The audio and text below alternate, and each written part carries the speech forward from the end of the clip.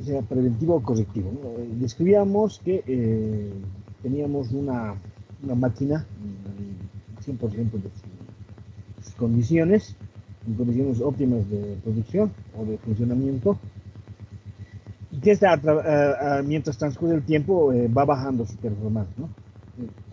En el caso del mantenimiento preventivo, fijábamos un límite, ¿no?, antes de que ocurra la falla, y se realizaba la intervención de la máquina parándola, ¿no?, es decir, sin funcionamiento.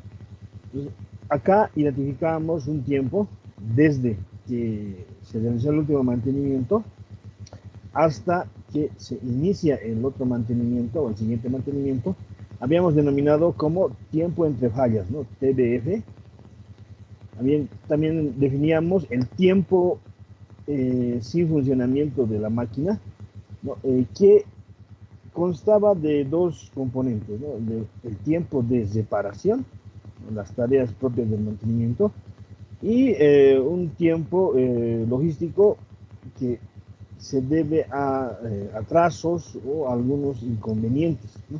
De tal manera que la máquina va a continuar sin funcionamiento, pero también no se está realizando ningún trabajo de mantenimiento propiamente.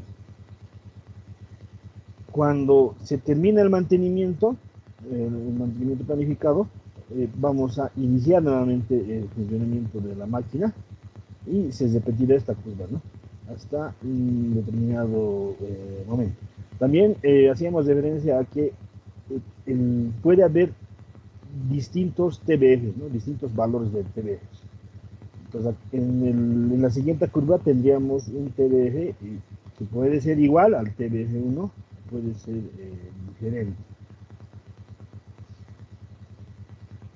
De la misma manera en un mantenimiento correctivo, ¿no? Con un mantenimiento correctivo teníamos un TBF, que es precisamente el tiempo en el cual se presentó la falla, ¿no? Tenemos acá también la máquina con un rendimiento óptimo.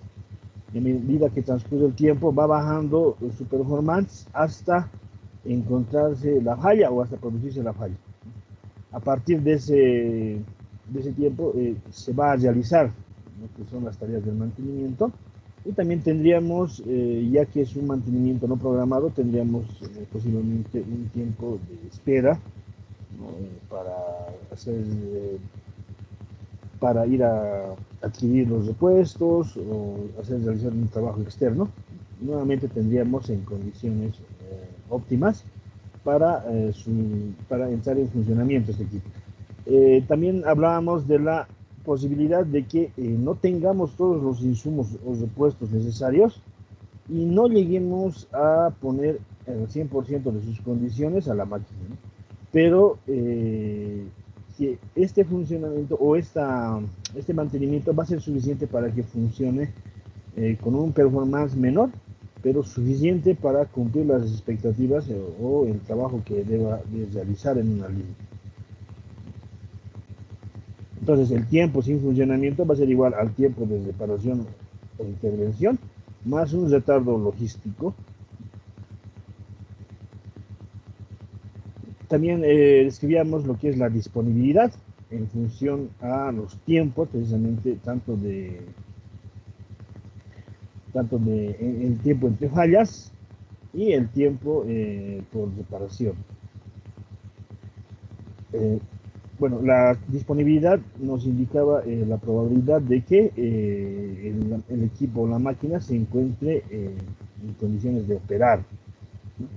Y la confiabilidad es la probabilidad de que esta máquina no falle en un determinado tiempo, ¿no? Vamos a tener un porcentaje. Inclusive algunos fabricantes nos proporcionan este dato en cuanto a sus productos, ¿no? Especialmente de los elementos mecánicos. Vamos a describir un ejemplo, ¿no? El ventilador que tomamos como ejemplo en la parte de vibraciones, ¿no? Recordarán. Aquí tenemos un motor eléctrico, una correa, una polea. Nos vamos a centrar en el motor, como estábamos bloqueando la última clase. Vamos a centrarnos en el motor y vamos a realizar análisis en cuanto al mantenimiento.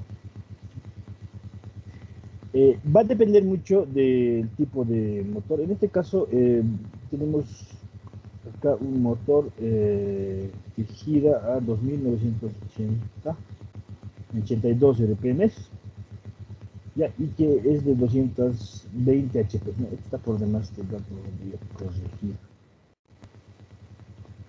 Adicionalmente también nos dan algunos datos de las poleas, ¿no? Nos dicen que estas poleas, de las cuales se transmite movimiento, tienen un diámetro o una relación de 1 a 2, ¿no? Es decir, la polea del motor tiene un diámetro de 300 milímetros y la polea del ventilador tiene un diámetro de 600 milímetros. ¿No? Es una transmisión por correa, por banda. Cuando se trata de mantenimiento, entonces, es posible que tengamos o no tengamos un historial de la máquina. En este caso tenemos un historial desde la gestión 2019, donde se anotan los eventos que afectan al funcionamiento del equipo. En este caso tenemos 3 fallas descritas desde el 2019 al 2021. En una primera falla se activó el relé térmico y ya explicamos que el relé térmico es una protección del motor, ¿no? Es decir, el relé térmico es un elemento, un dispositivo que de protección para un circuito eléctrico. Funciona con un principio de base a calor, es decir, por efecto Joule se deforma una plaqueta, la cual se abre cuando la corriente supera un límite especificado por el diseño del componente. Es decir, si tenemos acá el motor, por alguna razón acá se va a frenar. Si se frena, eso da como consecuencia que el motor va a tender pues a compensar este frenado. Si se realiza eso, entonces el consumo de corriente va a subir. De algún lado tiene que sacar energía para compensar este frenado adicional, anormal al funcionamiento. Entonces acá va a empezar a subir la corriente. Como vamos a describir enseguida, el motor está constituido por varios elementos, los cuales tiene alambre dentro, en su forma constructiva.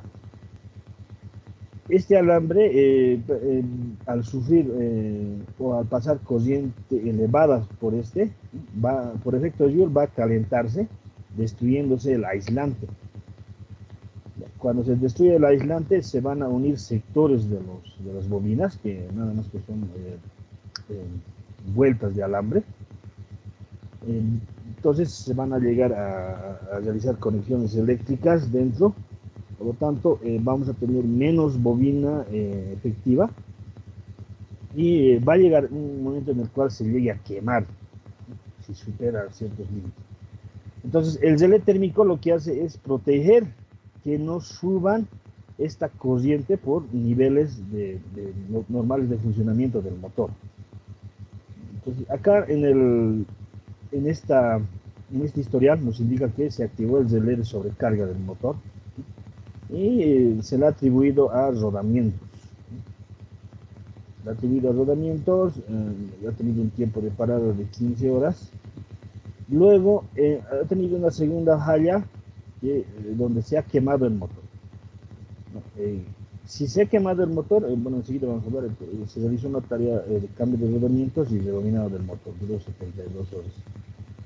Luego no tuvimos falla, ¿no?, durante más de una gestión, hasta acá. Se activó el motor de sobrecarga.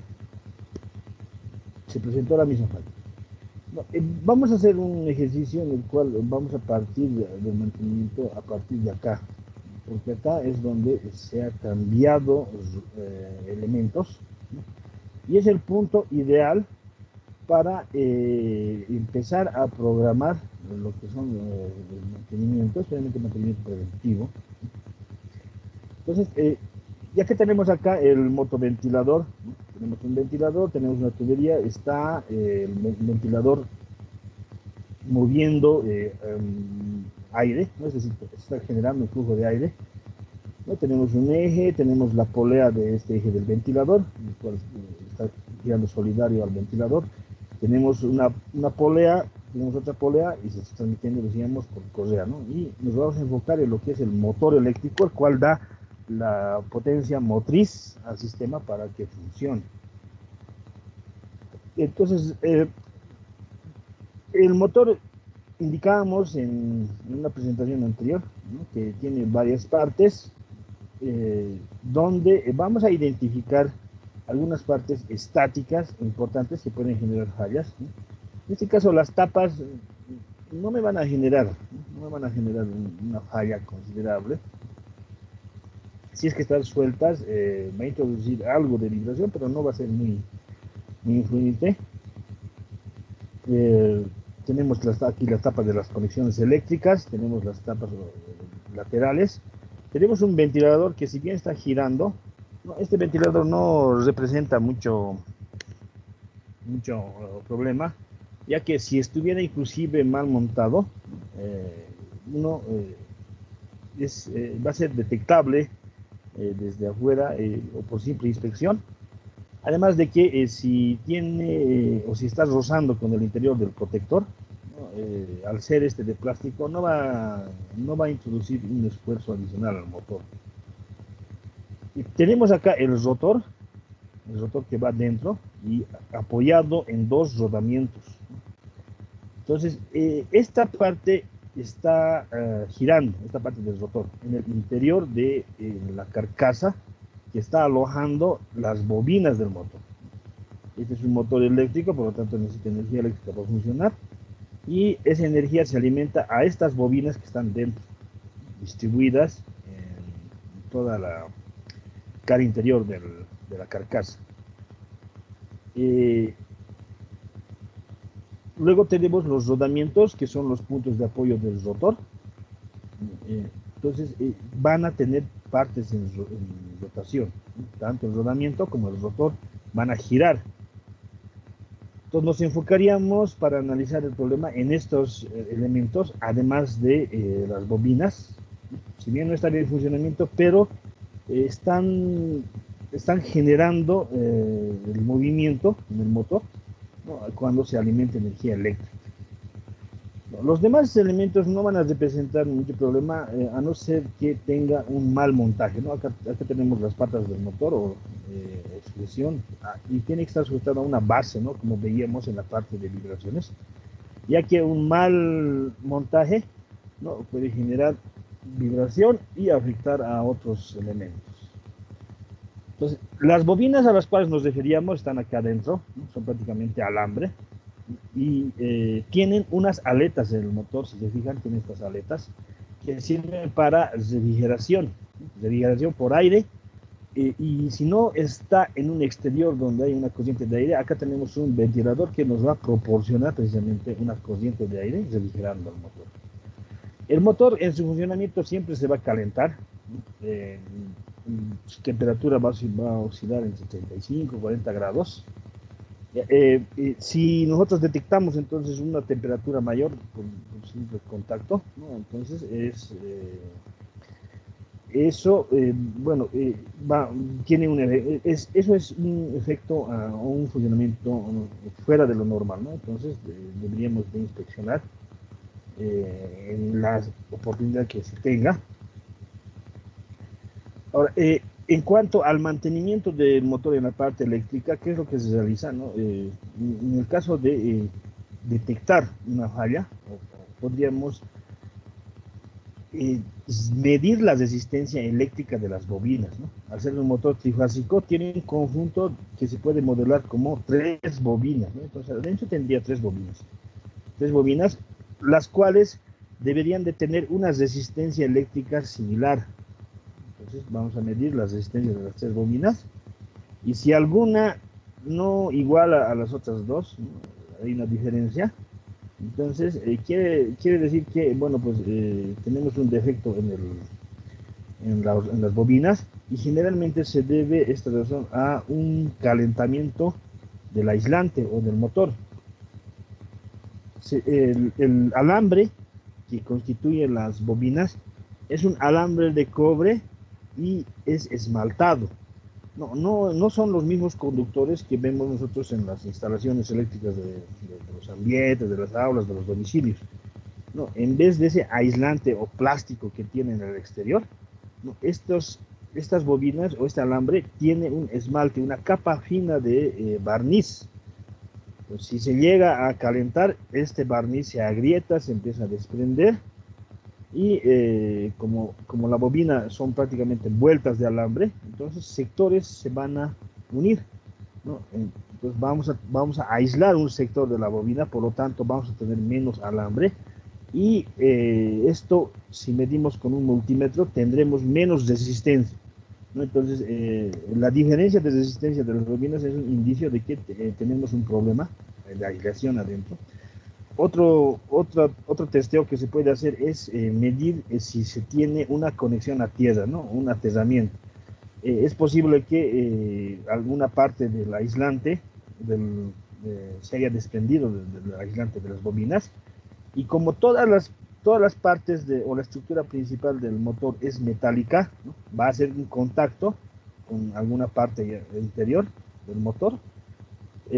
Por lo tanto, si realizamos una medición, vamos a tener una resistencia con la carcasa. Entonces debería de estar aislada la carcasa de estas bobinas.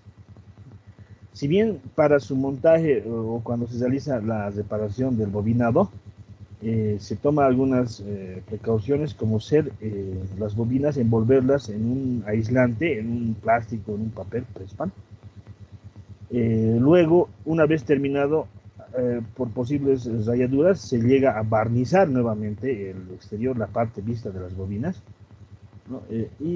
Tenemos ya una bobina que nos daría cierta confiabilidad. Inclusive, teniendo los recaudos, es posible que alguna parte se haya rayado, ¿no? Como dijimos que el barniz es una capa fina, entonces basta una rayadura, esa parte ya estará sin aislante. Esas son algunas de las tareas que se pueden realizar en cuanto a la detección de fallas de la parte eléctrica proveniente del motor. En cuanto a los rodamientos, ¿no? Los rodamientos indicábamos que tienen dos anillos, uno exterior y interior. En este caso, el interior es el que rota y el exterior se mantiene fijo porque va a ir montado sobre estas tapas, ¿no? Acá tenemos unas perforaciones en las tapas, y tienen una forma la cual aloja estos rodamientos. Estos rodamientos, como ya han visto en otra materia, tiene un número, ¿no? Un número asociado a las dimensiones. Tiene otras características, como la vida útil, alguna especificación de cargas estáticas y dinámicas, que vamos a describir enseguida. Y si este elemento falla, ¿qué es lo que va a ocurrir? Puede fallar en realidad va a fallar siempre cuando tenga desgaste, donde en sus perdigones, ¿no? En el caso de rodamiento de bolas, y en el caso de rodamiento de rodillos, los rodillos también van a tener un desgaste, que son el elemento rodante del rodamiento. Y si tiene desgaste, va a variar la dimensión, ¿no? Eso es sinónimo de desprendimiento de material. Por lo tanto, si montamos estos rodamientos en las tapas y en estos rodamientos del rotor, ¿no? Tendría que estar alineado de tal manera que coincida el eje axial o el eje de rotación del rotor con el eje axial del motor, para que este gire libremente dentro de la carcasa. El espacio, ¿no? Es de 1 a unos 5 milímetros, la diferencia entre el diámetro interior de esta carcasa y el exterior de este rodamiento. O sea, hay un espacio muy pequeño. Y si tenemos un desgaste en los rodamientos, ¿no? Entonces este eje axial se va a se va a salir de lo que tendría que coincidir con el eje del motor. Por lo tanto, el rotor tenderá pues a chocar con las paredes interiores del motor. Entonces, si va a chocar y con la velocidad que esté desarrollando, ¿no?, va a generar un esfuerzo adicional. Aparte de que podría frenarse el motor por contacto entre el rotor y la carcasa o el estator. Por lo tanto, el rodamiento va a generar otro defecto, otra falla, ¿no? Si es que no falla antes el rodamiento. El rodamiento va a fallar, bueno, indicábamos cuando haya desgaste en los elementos rodantes y también puede llegar a frenar al motor, ¿no? Es decir, puede soldarse por fricción los elementos rodantes dentro del rodamiento mismo, ¿no?, llegando a frenar y evitar que gire el motor. Entonces, los elementos críticos acá para analizar son los rodamientos y las bobinas del motor. Nos vamos a centrar en los rodamientos porque cuando se trata del embobinado no hay mucho que hacer, ¿no? Es decir, si tiene un defecto grande o si se ha quemado, se debe de cambiar el bobinado, es decir, se debe hacer un rebobinado. Eso lo hacen los eléctricos, los técnicos eléctricos, ¿no?, o una empresa que haga esto, donde esta operación toma su tiempo, ¿no? Una vez que nosotros detectemos el quemado del motor, lo llevaremos al taller. En el taller, bueno, pues el eléctrico evaluará, ¿no?, es decir, medirá qué diámetro de alambre, que eso se denomina calibre, se necesita para rebobinar. Pesará la cantidad de alambre que tenemos o que se tiene en este motor. Y bueno, pues si se tiene en stock, revisará inmediatamente el trabajo, o como ocurre siempre, tendrá que ir a adquirirse, ¿no?, o se comprará. Luego tendrá que cambiar el alambre, rebobinar, ¿no?, con todos los elementos aislantes que tiene adentro. Realizará el barnizado, que lleva su tiempo, es decir, hay algunos barnices que inclusive tienen que secarse a una temperatura considerable, es decir, en un horno a baja temperatura puede ser, o al aire, pero de todas maneras el secado del barniz va a tomar su tiempo, y luego tendrá que montar nuevamente el motor y realizar una prueba, ¿no?, un ensayo de que está girando, ¿no? También cambiará los rodamientos si se quema el motor, ¿no? Alguna vez indicamos que si se quema el motor es porque ha elevado la temperatura niveles considerables. Este calor hace que el lubricante de los rodamientos se escurra, ¿no?, haya más fricción y también llegue a dañarse los rodamientos. Entonces, el rebobinado toma su tiempo, no es rápido. La operación misma del rebobinado toma su tiempo. En cambio, los rodamientos, si están mal, desmontamos el motor, desmontamos el rodamiento y cambiamos por uno nuevo. Entonces, si tenemos el repuesto, entonces esta tarea no lleva mucho tiempo. Bien, entonces los elementos que podrían fallar son los rodamientos y las bobinas del motor.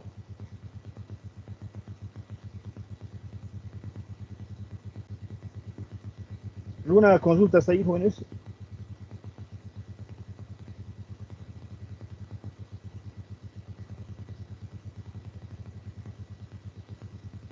Bueno, algo de las tareas, vamos a volver a esto, que son algunas tareas con las cuales podríamos detectar alguna falla. El mantenimiento del motor, entonces deberíamos de contar con el modelo, un modelo similar si es que no tenemos el catálogo. En este caso, nuestro motor es de 200 kilowatts, si no me equivoco.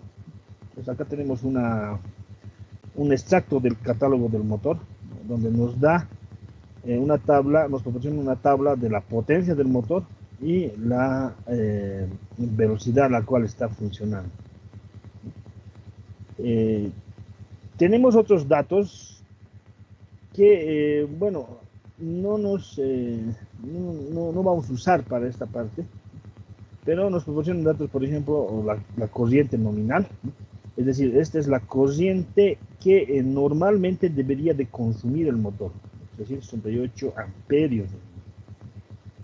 Entonces, un valor por encima de este nos indicará un esfuerzo adicional o que el motor puede estar frenado.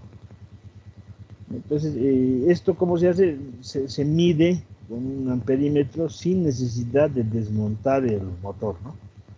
Entonces, aquí tenemos un punto en el cual podríamos basarnos para inspeccionar el motor. También nos indican lo que es las revoluciones, el dato importante, 2.982. Nos dan otros datos de inercia que, bueno, pues podríamos usarlos si es que estuviéramos diseñando una transmisión. No es nuestro caso, ¿no? Y nos dan un dato el cual lo vamos a usar, ¿no? Que es el modelo de la carcasa, 315H quebrado G. Entonces, este es voy a decir, una descripción del modelo del motor que tenemos, que estamos analizando. También otro dato del mismo catálogo del motor, ¿no? Acá de acuerdo al número de la carcasa, 315HG, no, tenemos el número de rodamientos, 6314C3. El número de rodamiento o las dimensiones son 6314 y C3 tiene que ver, ¿no?, con el tipo de lubricación y el tipo de tapas que tenga a los costados, ¿no? Si son de plástico, metálicas u otro. Pero acá tenemos las dimensiones, ¿no? Las dimensiones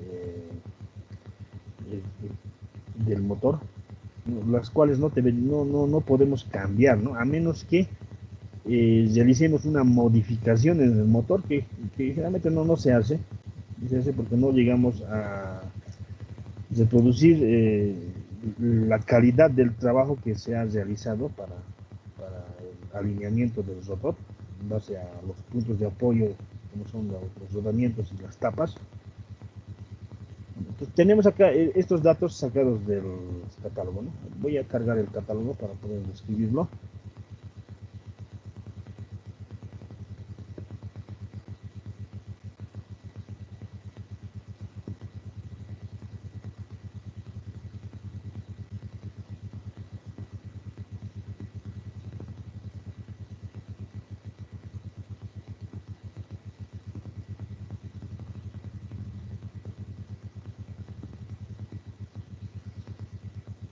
Bueno, entonces este es nuestro motor WEC. En el catálogo tenemos las tablas que hemos descrito, y también alguna descripción de las partes.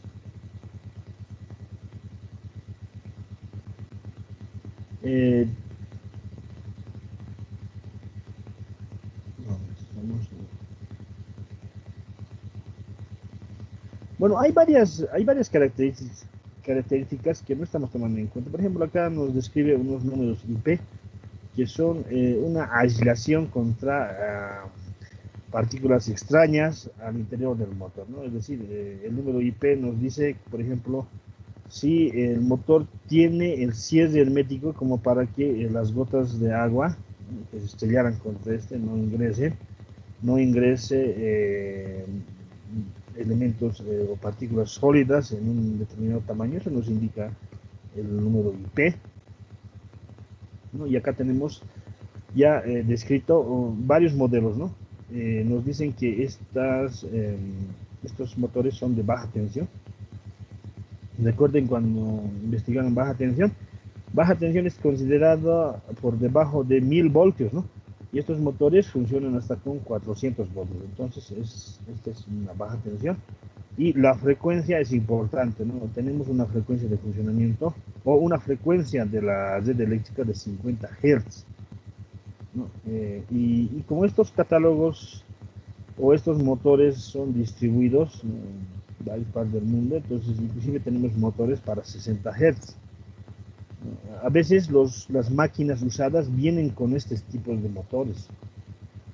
con este tipo de motores que tienen 60 Hz. Entonces, al ser diferente la frecuencia del diseño del motor, y acá en Bolivia le estamos alimentando una tensión con 50 Hz, entonces va a empezar a consumir más corriente, por lo tanto va a calentar más, ¿no? Y los motores en la altura, ¿no? Es decir, al nivel de la ciudad de La Paz y del Alto, sabemos que existe menos masa de aire, por lo tanto habrá menos refrigeración al motor, llegará a calentarse y llegará a un punto en el cual llegue a quemarse, ¿no? Y es generalmente lo que pasa con motores que funcionen con 60 Hz.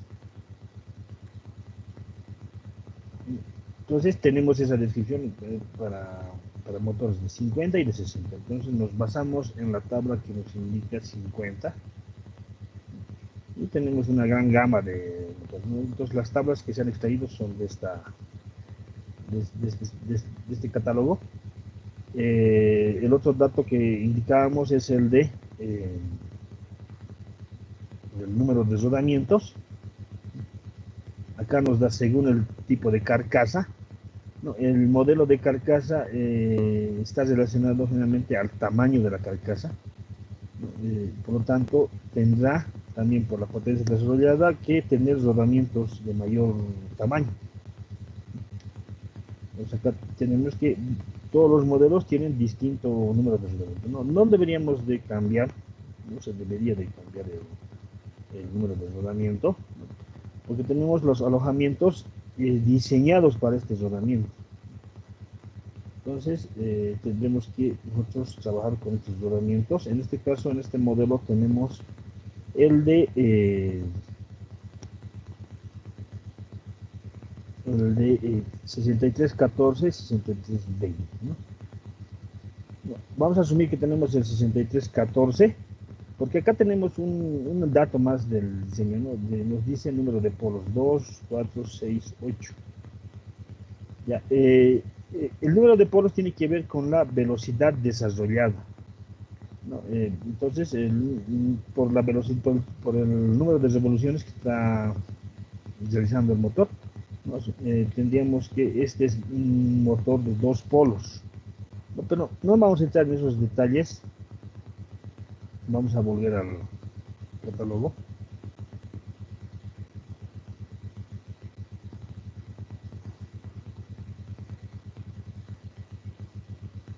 No, esta parte de elementos se lleva en tecnología, ¿no? Supongo han llevado el cálculo de rodamientos.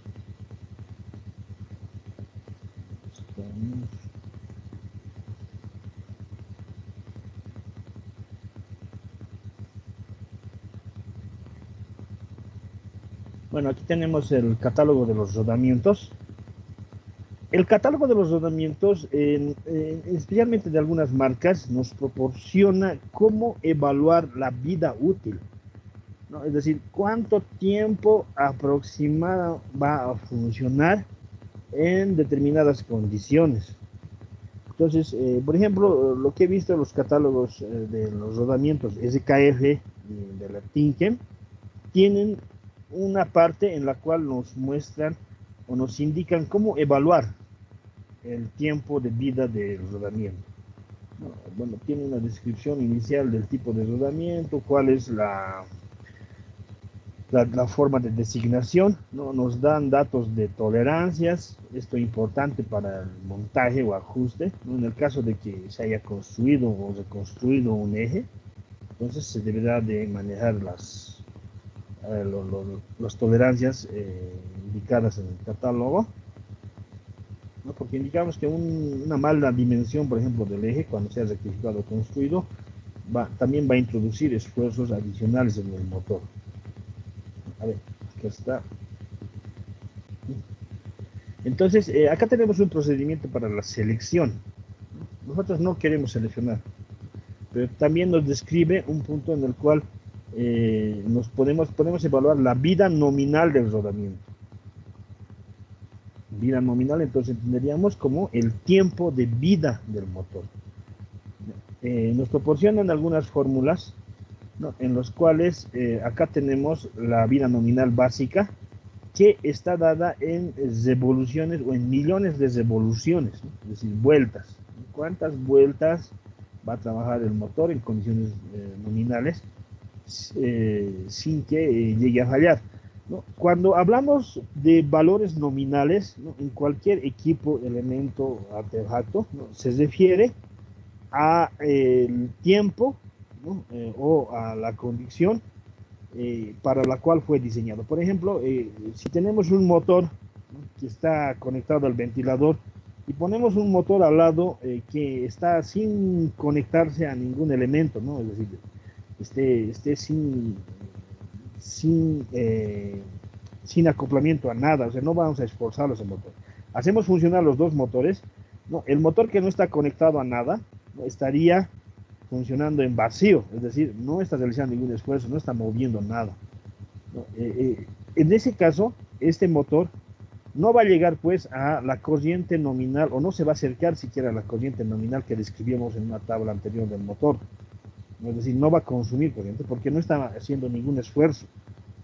Pues esa no es un funcionamiento nominal, ¿no? Un funcionamiento nominal es en el cual va a alcanzar la velocidad para la cual fue diseñado y va a desarrollar la potencia, es decir, el trabajo que está generándose en el motor, no, lo va a entregar a un sistema. En este caso, en el caso del motoventilador, el motor está entregando su potencia al ventilador, ¿no? Para mover un caudal de aire. Entonces, ese estaría cercano a trabajar en sus condiciones nominales, y esos son los valores que se toman acá. Entonces, la vida nominal se determina cuando este motor ya está trabajando, desarrollando toda su potencia, entregando toda su potencia a una transmisión, a un elemento. Entonces, en ese caso, la vida se da en revoluciones por minuto, o millones de revoluciones por minuto. Este elemento está constituido por lo que es la carga dinámica y un factor, carga dinámica, carga estática, y un factor que designa el tipo de rodamiento a usar. No, en este caso, esta P minúscula que está en la potencia describe el tipo de rodamiento, ya sea un rodamiento de bolas, se le da un número de 3. Cuando es un rodamiento de rodillos o agujas, entonces se le asigna un valor de 10 tercios. Tenemos también la vida en horas del rodamiento. Entonces, esta nos da en número de vueltas y esta nos da la vida en número de horas, ¿no? Y es la que vamos a evaluar. Donde nos dice que el número de vueltas, ¿no? Está al 90% de la confiabilidad, ¿no? Existe un 90% entonces de certeza de que este no va a fallar. La vida en horas también está al 90% de confiabilidad, ¿no? Tenemos la capacidad dinámica, la carga dinámica equivalente, vamos a describir en un momento, ¿no? Es importante conocer el número de revoluciones, y acá lo que describíamos el exponente, ¿no? El número 3 se asigna en caso a rodamientos de bolas, 10 tercios en caso a rodamientos de rodillos. Ya, este es un cálculo básico, ¿no? Un cálculo básico. Pero acá tenemos un cálculo más profundo, podríamos decir, pero ya tiene que ver mucho con lo que es elementos de máquina, ¿no? Entonces esta parte no la vamos a desarrollar. Vamos a irnos a ver.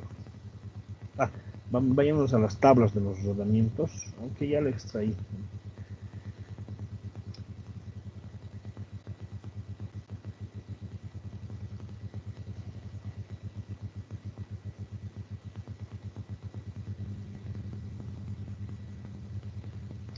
Bueno, entonces estas fórmulas están extraídas de ese catálogo. Además, nos proporcionan otras tablas en las cuales nos dicen qué vida específica tendría que tener un tipo de equipo, ¿no? En este caso, electrodomésticos, máquinas agrícolas, instrumentos de uso médico, deberían de tener una vida entre 300 a 3000 horas. Por ejemplo, acá están los motores. Estamos máquinas. Acá. Máquinas para 8 horas de trabajo diario, no siempre utilizadas al máximo, transmisiones por engranaje de uso general, motores eléctricos para uso industrial, trituradores agrícolas, ¿no? Debería tener una vida de 10.000 a 25.000 horas. Entonces, si queremos ser, no queremos ser tan exactos, deberíamos optar por este rango de vida del rodamiento. Todas estas máquinas que se están describiendo usan rodamientos. Entonces, el uso de un rodamiento es muy amplio. Las tablas de los rodamientos, ¿no? Las tenemos acá. En la tabla de rodamiento nos está especificando el número, ¿no? En estas columnas de colores, donde tenemos los modelos de rodamiento. En este caso necesitamos el 6314, está acá abajo, 6314. Y nos dan algunos datos, por ejemplo, estas primeras columnas estas primeras columnas de diámetros, ¿no? que pertenecen a el diámetro interior, diámetro exterior, la altura, son las dimensiones físicas del rodamiento, ¿no? Es decir, diámetro interior, diámetro del anillo interno, diámetro del anillo externo, altura del rodamiento, ¿no? Si lo vemos como un cilindro. Nos da datos como ser la carga dinámica, la carga estática, la carga útil, el número de revoluciones, ¿no? Y nos da inclusive algunos otros datos, pero acá tenemos estos datos que nos indican las fórmulas que debemos de conocer, ¿no? Carga dinámica, estática y la carga útil, todas expresadas en kilonewtons.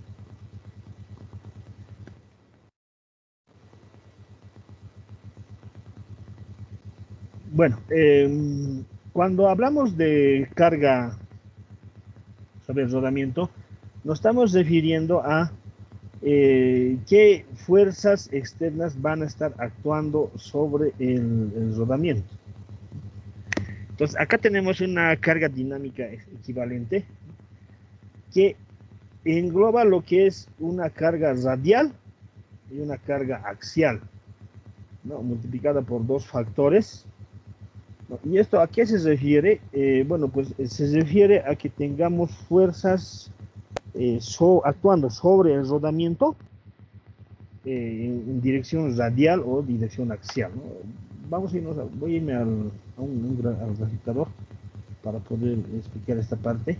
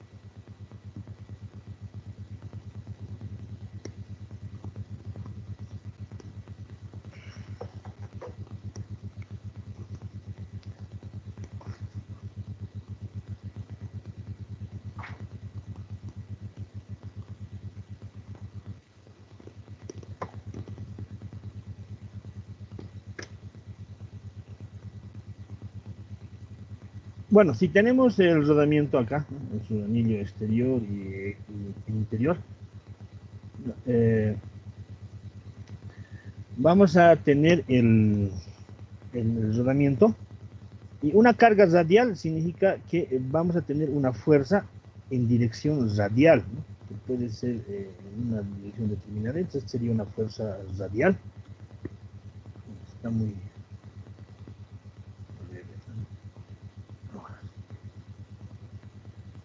Vamos a tener una fuerza, sería una fuerza radial. No puede tener otra orientación, ¿no? Pero siempre en dirección radial. Entonces radial 2. Ahora, una fuerza axial, ¿no? como su nombre indica, va a estar en una línea de acción axial al rodamiento, ¿no? Entonces, si lo vemos en 6 dimensiones, vamos a tener acá la fuerza axial. Puede darse el caso de que tengamos las dos fuerzas o una de estas, ¿no? Entonces, si modelamos el eje del motor va a tener dos apoyos. Si es de simple eje, entonces va a tener simplemente sobresalido un sector de eje, ¿no? Por eso estoy dibujando esta parte en voladizo. Entonces, los rodamientos irán en estos apoyos, ¿no? O estos apoyos estarán modelando los puntos de apoyo del eje en los rodamientos. Decíamos que tenía el eje dos apoyos, ¿no? Dos rodamientos. Esto es importante para equilibrar su movimiento. O sea, este va a empezar a girar. Ahora, estas fuerzas radiales, sea el punto que sea en el cual se estén aplicando en el eje, generalmente van a estar aplicadas en la parte del eje que está en voladizo, es decir, acá vamos a tener una carga, y acá podemos tener en el sentido del eje una carga axial.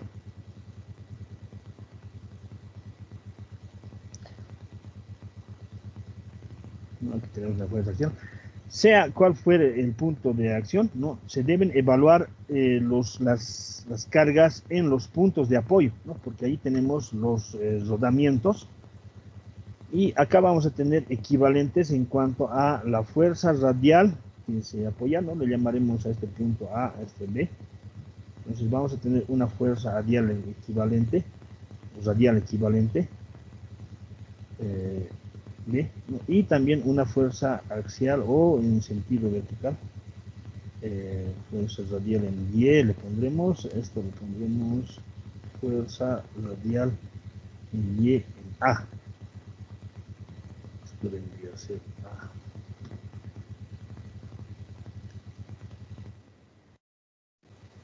Entonces vamos a poder evaluar lo que son las reacciones en estos puntos, ¿no?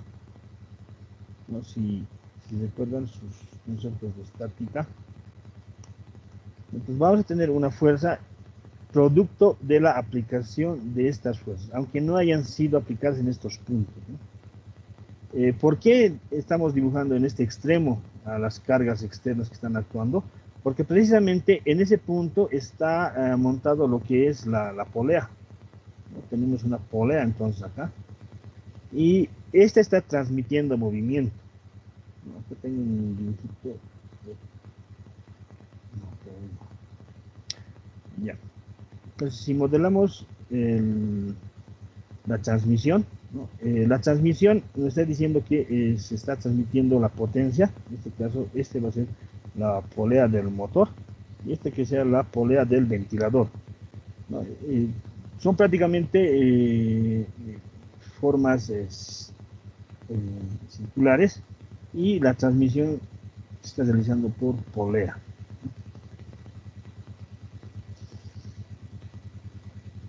Cuando transmitimos fuerza por correa y polea, ¿no? Si aislamos una de estas poleas, ¿qué vamos a tener? Vamos a tener que esta correa va a generar una fuerza, o va a estar tensionada. Pero si aislamos la polea, van a generar una fuerza en la dirección en la cual está tesándose la correa. Entonces acá vamos a tener una fuerza 1, una fuerza 2.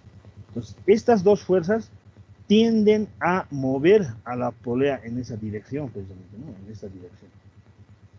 Entonces esto nos está haciendo ver que acá en el motor vamos a tener una carga radial, ¿no? Si lo dibujamos tal y cual está acá,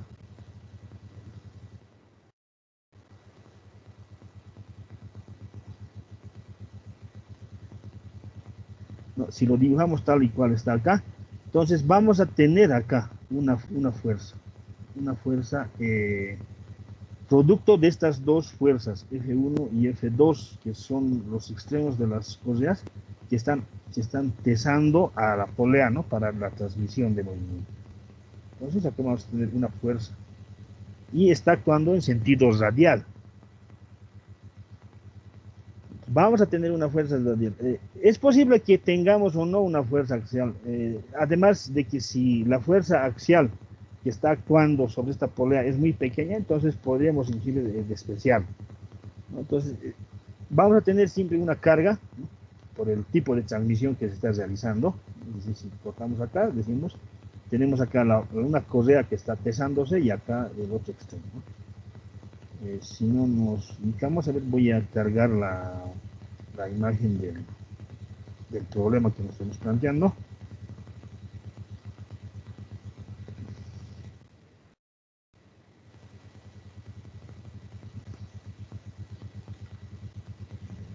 Está muy pequeño.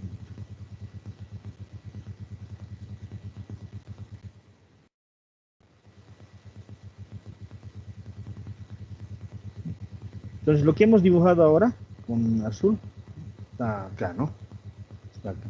Esta es la polea del ventilador y esta es la polea del motor y acá está la correa, ¿no? Esta es la correa. Esta correa está acá. No la estamos viendo, esa correa.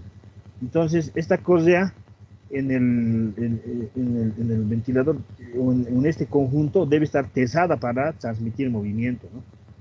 Entonces, está tesada, está jalando tanto al motor como a la polea del ventilador. Entonces, esa fuerza estamos indicando acá, ¿no? Esta fuerza, pero pesado. No, y si recuerdan su curso de física, ¿no? Cuando vieron sistemas de poleas, entonces acá hay un ángulo de contacto, ¿no? Un ángulo de contacto. Entonces, ese ángulo de contacto, en ese ángulo de contacto, entonces se está transmitiendo efectivamente la potencia por una acción de fricción, ¿no? Entonces acá vamos a tener una presión desarrollada entre la correa y la polea, ¿no? También vamos a tener un coeficiente de fricción que va a depender del material de la polea, de esta polea y de la correa. Pero inclusive, bueno, ese valor va a oscilar entre 0,25 a 0,35 más o menos, ¿no? Porque este es el coeficiente de fricción, el rango de coeficiente de fricción en el cual oscilan transmisiones entre poleas metálicas y correas de caucho, ¿no? Que es el general de las correas, ¿no? Ya no tenemos en la industria correas de cuero, ¿no? Antiguamente no había correas de cuero, ¿no? Entonces, por eso, en el uso, en el caso de correas de cuero, el coeficiente de fricción variaba. Bueno, entonces vamos a hacer un pequeño cálculo de esta parte del elemento no entrándonos en conceptos muy mecánicos, pero sí teniendo en cuenta conceptos de física.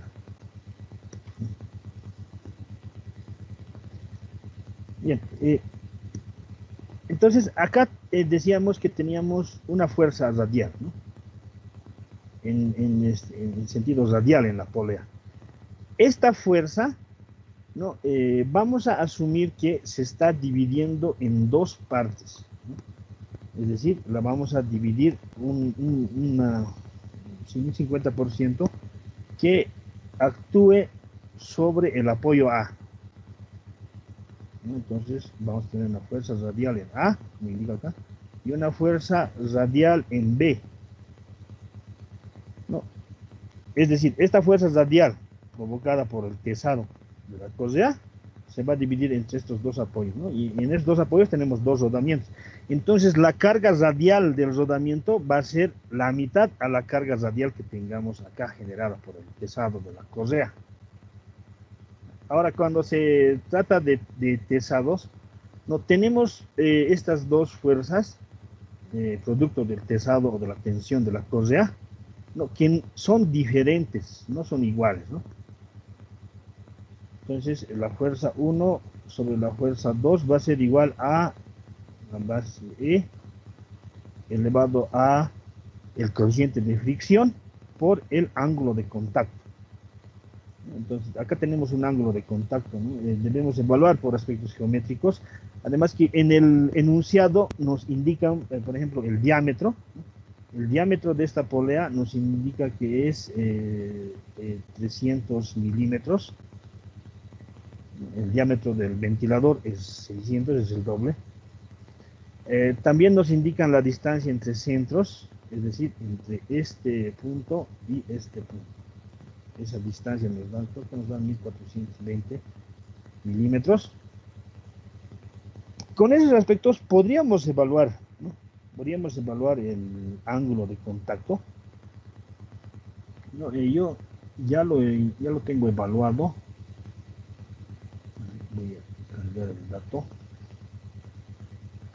Ya, bueno, entonces esta ecuación vamos a usar, ¿no?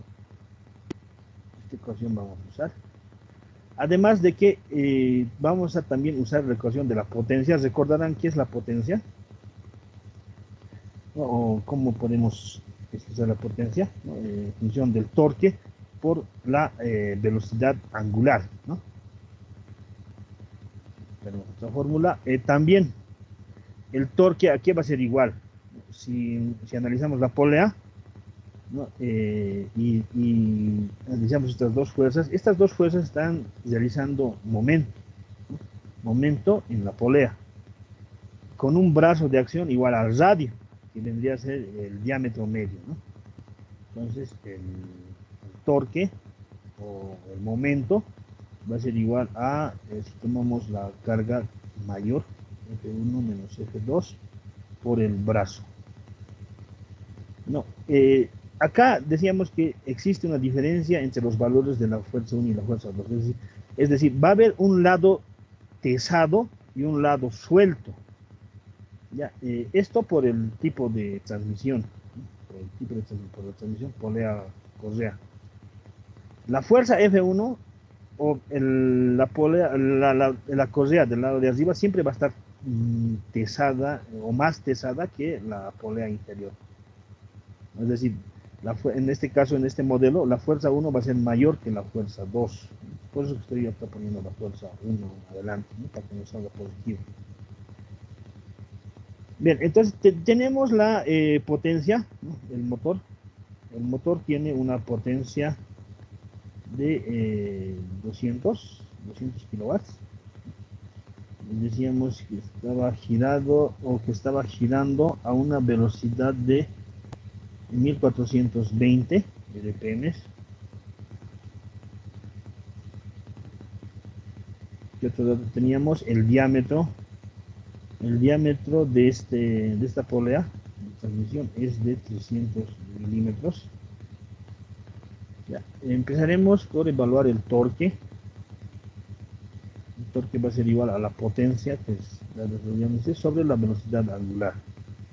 No, acá tenemos la potencia, 200 kilowatts. La velocidad angular está en radianes por segundo y esta está en revoluciones por minuto, entonces hay que transformar. Vamos a poner acá de esta manera, revoluciones por minuto. Entonces si transformamos, un minuto tiene 60 segundos, una revolución o una vuelta es 2 pi radianes. Esto nos da un valor de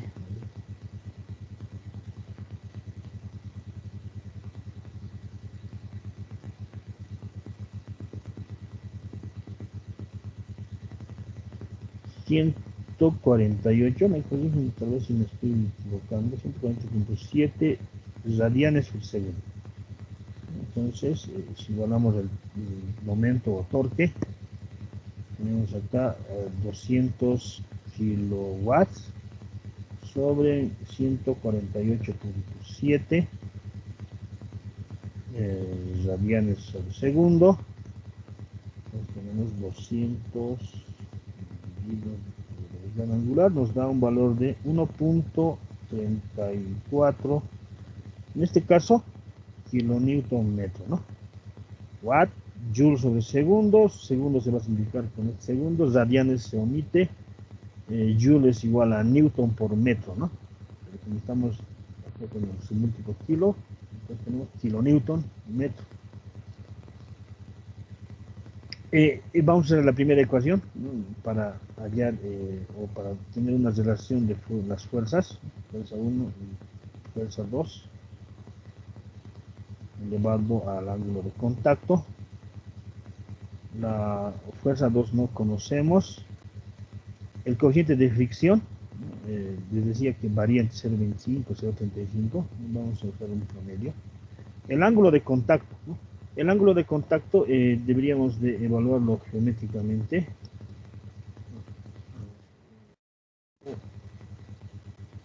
Pero por estas condiciones aproximadamente el ángulo de contacto aproximadamente va a ser de 180 grados, ¿no? Casi la mitad, un poco más, un poco menos es posible.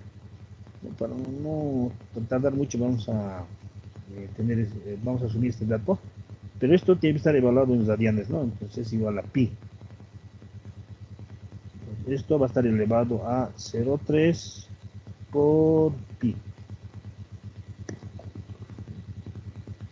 Entonces vamos a tener es e elevado a 0,3 por pi. Nos da un valor de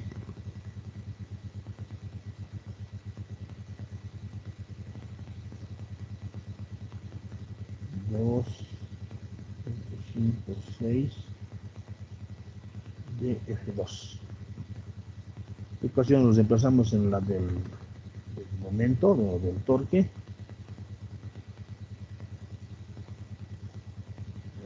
Vamos a poner 2,56 F2 menos F2, todo por el diámetro medio. Operando tenemos 1,56 F2, diámetro medio 2. No, acá queremos determinar la fuerza 2 que desconocemos. Entonces vamos a tener 2 veces el momento, 1,56 el diámetro. Entonces tenemos 2 por 200. No, esa es la potencia. El torque es 1,34 kilonewton metro. 1,56 por el diámetro, 300 milímetros, o igual a 0,3 metros, ¿no? A ver, esto nos da igual a 2 por 4.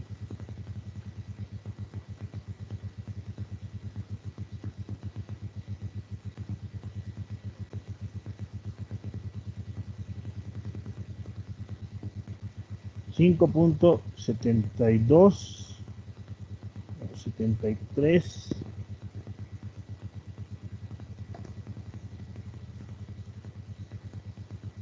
kilonewtons, ¿no? Metros con metros se va a significar, no va a tener que dar kilonewtons. Ya tenemos F2. Entonces podemos evaluar, ¿no?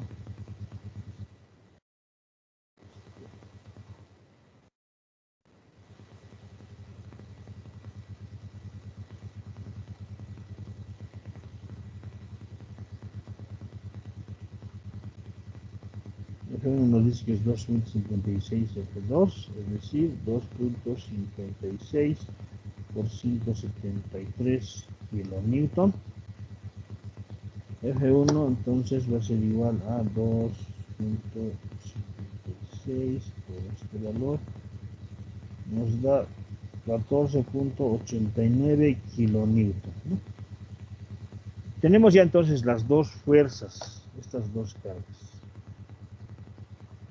¿Qué ángulo? No, acá, bueno, ya. Va a ser un ángulo pequeño, porque el ángulo de contacto aproximadamente va a tender a pi, no es pi. Acá también va a tender o tiene un ángulo determinado, es decir, la dirección de esta fuerza o de esta fuerza o de esta tensión que está provocada por esta correa no va a tener esta inclinación, ¿no? Respecto a la horizontal. Ya, deberíamos de descomponer entonces. Ustedes ya saben descomponer vectores, fuerzas, pero vamos a asumir que ese ángulo es muy pequeño, por lo tanto, esta fuerza tiene casi un sentido, una dirección, perdón, vertical, o perdón, horizontal. ¿No? Si tiene una dirección horizontal, entonces la resultante de estas dos fuerzas, ¿qué nos daría? O sería la suma prácticamente, ¿no? De F1 y F2, ¿no? Deberíamos entonces de tener o evaluar un vector, es decir, una fuerza resultante, o le llamaremos radial, tendría que ser igual a F1 más F2, ¿no? Vamos a asumir que son casi horizontales, no nos vamos a desviar mucho, entonces simplemente vamos a usar los módulos, y los módulos nos dicen que estas fuerzas tienen un valor de 1489, 573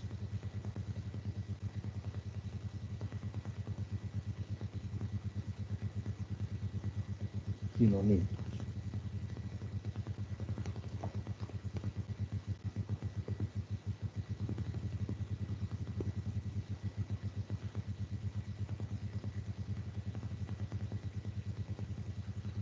Entonces tengo 20.62 kilonewtons. No. También indicábamos que esta fuerza radial, ¿no?, provocada por la transmisión, ¿no?, la vamos a dividir en dos puntos, ¿no? Es decir, estos dos apoyos van a absorber esta carga total radial. Entonces, si realizamos un análisis más profundo, estas cargas inclusive van a tener valores diferentes, pero nosotros vamos a dividir directamente, ¿no?, la fuerza en el apoyo A, la fuerza radial, va a ser igual a la fuerza radial B, y va a ser igual a esta fuerza dividida entre dos, ¿no? Está dividida entre dos apoyos. Entonces, sobre cada rodamiento vamos a tener una carga de 10.31 kilonewtons, ¿no? Esta es la fuerza actuando sobre el rodamiento. Entonces, acá ya tenemos esta carga. Nos vamos a ir a las ecuaciones que hemos presentado, que nos proporciona el catálogo.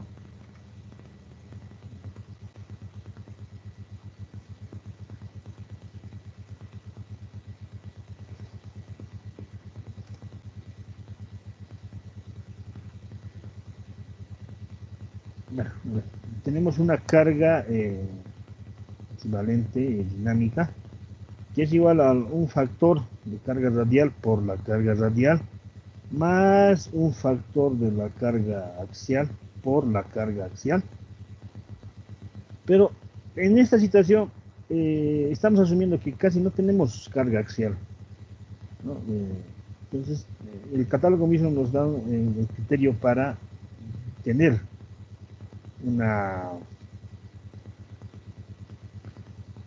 para usar parte de esta fórmula o en su conjunto, ¿no? Entonces, nos da un criterio y nos dice que este sea menor a un coeficiente. En el caso de que se cumpla, tenemos que la carga equivalente dinámica va a ser igual a la única carga radial que está actuando sobre el rodamiento. En el caso de que sea diferente, entonces ya tenemos que tomar esta ecuación completa y determinar los factores de carga, ya que tendríamos que tener las cargas que están actuando sobre el rodamiento, ¿no? Una carga radial y una carga axial. En este caso, esta carga axial o fuerza axial es 0, ¿no? Por lo tanto se va a cumplir esta primera condición y vamos a tener que esta carga equivalente dinámica va a ser igual a la carga radial, es decir, igual a 10.31 kilonewtons. Ya, ahora nos vamos a ir a las fórmulas que nos muestra o que nos proporciona el catálogo.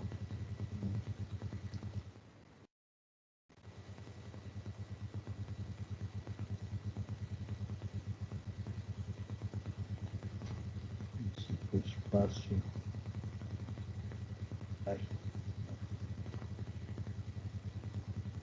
Entonces recordarán las ecuaciones que citábamos, es primeramente la vida en millones de revoluciones del rodamiento,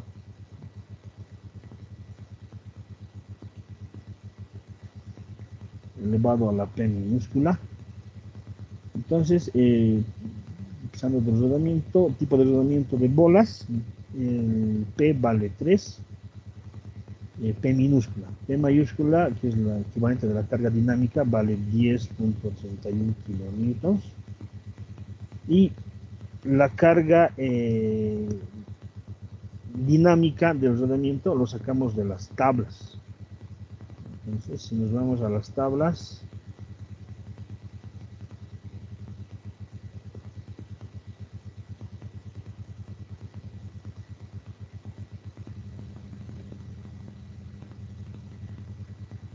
acá tenemos esta es la tabla de los rodamientos. Acá tenemos una columna de C. Esto es lo que nos estaba pidiendo, la carga dinámica.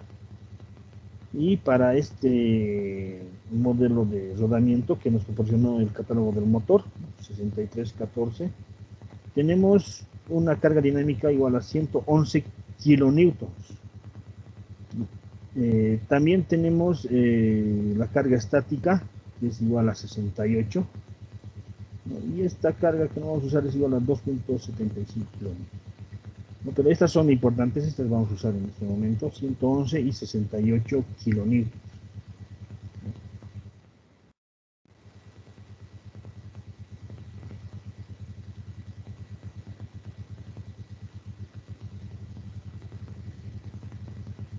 Entonces, esta C vale 111 kilonewtons. Y pasamos, vamos a poner 211 kilonewtons. Ya la carga equivalente es igual a 10.31 kilonewtons elevado a 3. A ver cuánto nos da.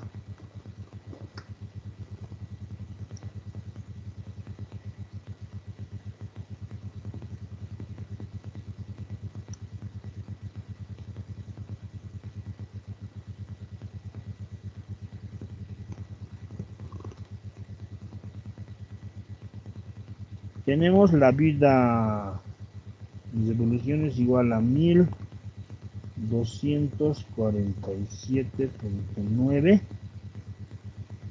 millones 10 a la 6 de revoluciones. Esto nos va a aguantar el rodamiento en estas condiciones de trabajo, ¿no? Considerando la potencia del motor, las fuerzas que van a ser generadas por la transmisión. Vamos a tener esto. Y noten que las fuerzas de la transmisión que están pesando, están haciéndose efectivas sobre la polea, ¿no? Dependen de la potencia que estamos transmitiendo, ¿no? Ahora vamos a determinar la vida útil en horas. Horas del rodamiento. Esta es igual a 10 a la 6. 10 a la 6. 60 el número de revoluciones por la vida en número de revoluciones. Entonces tenemos esto.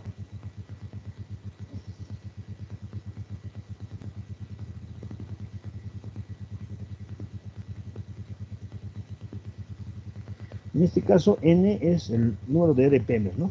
El número de revoluciones por minuto, que es igual a 1420.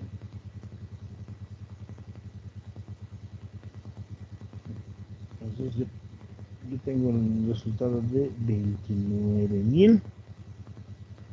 29.534.5 horas.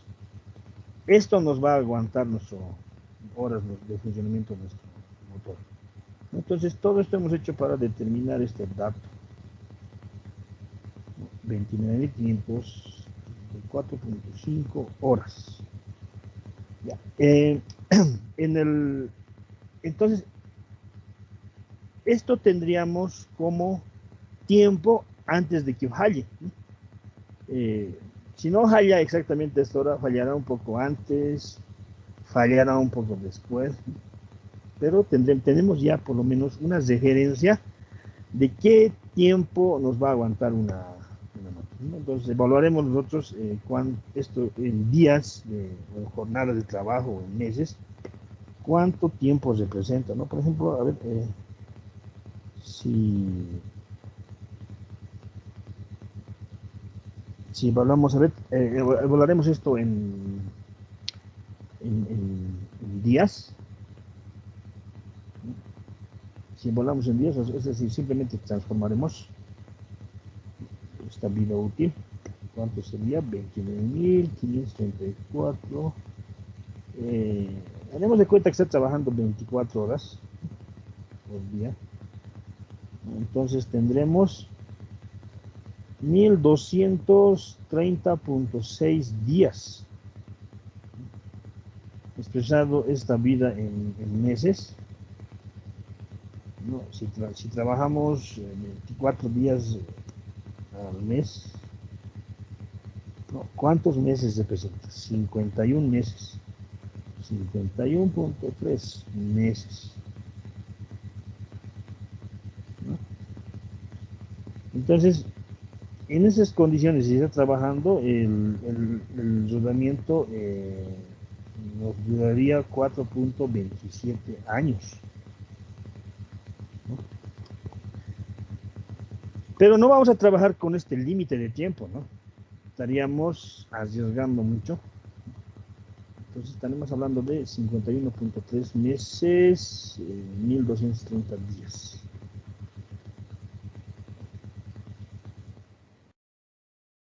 Voy a cargar una imagen.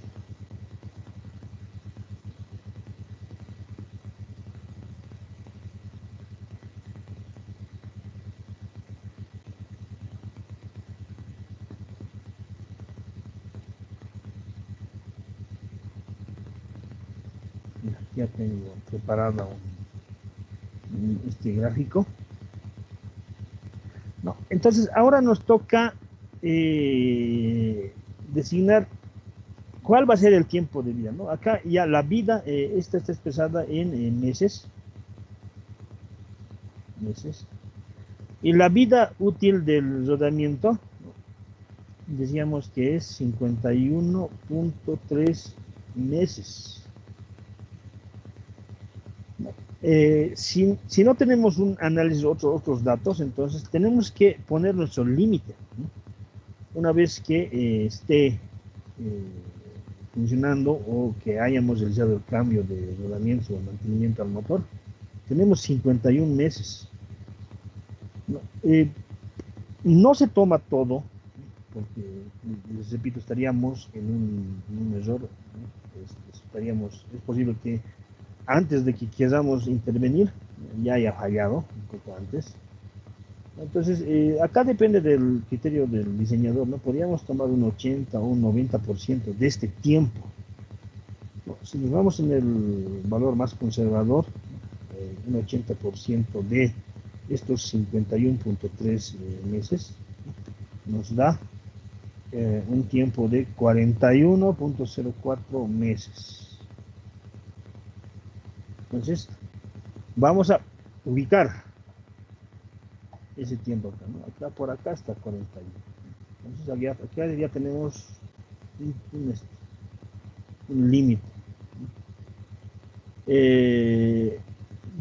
Vamos a también evaluar lo que es el comportamiento del motor, ¿no? Desde que haya realizado su mantenimiento, ¿no? Entonces es posible que tenga un funcionamiento, a ver, que trabaje sin presentar ninguna anomalía hasta, por decirles, el mes 40 o un poco antes. Y a partir de ahí ya tengamos una reducción, ¿no? La falla teóricamente se presentaría en los 51 meses, ¿no? Aproximadamente acá. Entonces, acá vamos a tener la falla, que la vamos a marcar con rojo. Esa sería la falla. Entonces, acá estamos hablando de una falla. Ingeniero, Sí. perdón que lo interrumpa, nos dijeron que tenemos que estar una conferencia en Zoom. El teniente nos mandó un enlace. Ya, está bien, está bien. Déjenme tomar entonces captura de la asistencia, vamos a quedar ahí. Un minuto. Continuamos. Ya, mientras tanto, ¿alguna consulta, jóvenes?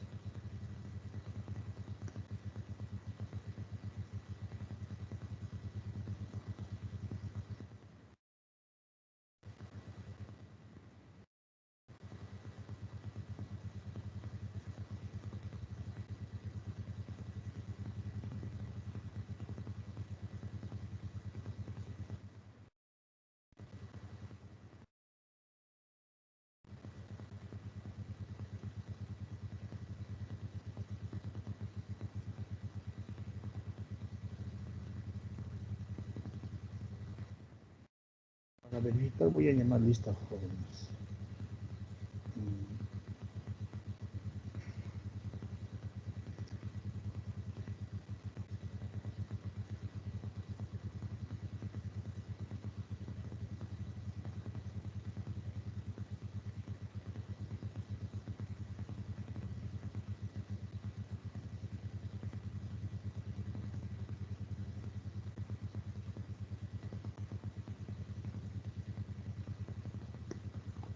Estamos 16. Abasto. Ya, si no tienen micrófono. Firme, ingeniero. Ya, gracias. Alarcón. Alarcón. Aspi. Sí, ingeniero. Bazán. Firme, ingeniero. Burgos. Firme, ingeniero. Cardoso. Firme, ingeniero. Colque. Firme, ingeniero. Condorena. Condorena. Y así no tiene micrófono. Ah, ya, está bien. Si no tienes retorno al chat, enseguida voy a revisar el chat. Espinosa. Firme, ingeniero. Felipe. Firme, ingeniero. Gómez. Gómez. Ingeniero. Huanca. Mamani. Firme, ingeniero. Firme. Huasco. Firme, Inge. Uchani. Uchani. No hay. Iraola. Firme, ingeniero, buen día. Buenos días. Jiménez. Firme, ingeniero. Loza. Firme, ingeniero. Firme, ingeniero. Ina. Firme, ingeniero. Paz. Firme, ingeniero. Peredo. Firme, ingeniero. Pinto. Firme, ingeniero. Rojas. Firme, ingeniero. Saavedra. Saavedra. Ausente Saavedra. Salazar. Firme, ingeniero. Zoraide. Firme, ingeniero. Tarqui. Firme, ingeniero. Torres. Firme, ingeniero. Ok, ya. Podemos retirarnos los del paralelo A. Fieles. Hasta luego. Voy a llamar ahora a Esmeralda. Ingeniero, disculpe. Dígame. Día. Sí, adelante. Me llamó, soy Alarcón, ingeniero. Es que no se encendía mi micrófono. Por eso no pude contestar. Bien, ya está incluido en la lista. Muchas gracias, ingeniero. Ahora estamos. Hasta luego, ingeniero. Hasta luego, jóvenes. Ingeniero. Hasta luego. A ver, hasta luego, los de nivel alta, 10, 14, 4. Antesana, Firme, ingeniero. Balboa, Firme, ingeniero. Firme, ingeniero. está bien, asistente, ¿no? Choquehuanca, Firme, ingeniero. Correa, Firme, ingeniero. ya, Gómez, Firme, ingeniero. Hurtado, Firme, ingeniero. Machu, Firme, ingeniero. ya, Medina, Firme, ingeniero. Melgarejo, Firme, ingeniero. ya, y Mercado. Inge, Sí. no me llamó a mí. ¿Usted apellida? Bautista. Perdón, sí.